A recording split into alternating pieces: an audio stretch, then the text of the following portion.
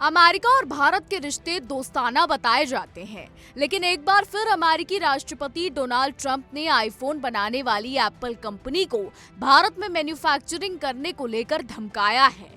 उन्होंने एप्पल को भारत में बने आईफोन अमेरिका में बेचने की गलती ना करने की सलाह दी है।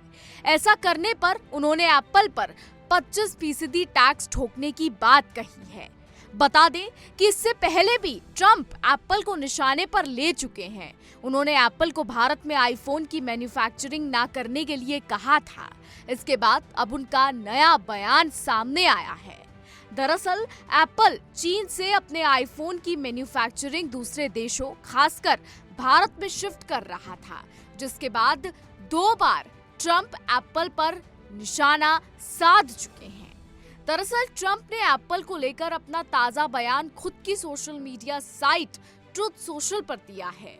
उन्होंने लिखा है कि मैं एप्पल के सीईओ टिम कुक को पहले ही बता चुका हूं कि अमेरिका में बिकने वाले आईफोन अमेरिका में ही बने होने चाहिए, न कि भारत या किसी और देश में। अगर ऐसा नहीं होता तो एप्पल को अमेरिका में कम से कम 25% टैक्स का भुगतान करना होगा। दरअसल काफी समय से ट्रंप और एप्पल चर्चा में हैं। जब से अमेरिकी राष्ट्रपति ट्रंप ने चीन पर भारी भरकम टैक्स लगाने की बात की थी, तभी से एप्पल ने अपने आईफोन की मैन्युफैक्चरिंग को चीन से दूसरे देशों में शिफ्ट करने का काम शुरू कर दिया था। इसमें भारत को सबसे ज्यादा फायदा होता दिख रहा है। हालांकि ट्रंप चाहते हैं कि अमेरिका में बिकने वाले आईफोन किसी और देश में नहीं बल्कि अमेरिका में ही बने हों। जानकारों का मानना है कि ट्रंप के ऐसा करने पर न सिर्फ आईफोन महंगे होंगे बल्कि आईफोन की सेल भी बुरी तरह से प्रभावित होगी।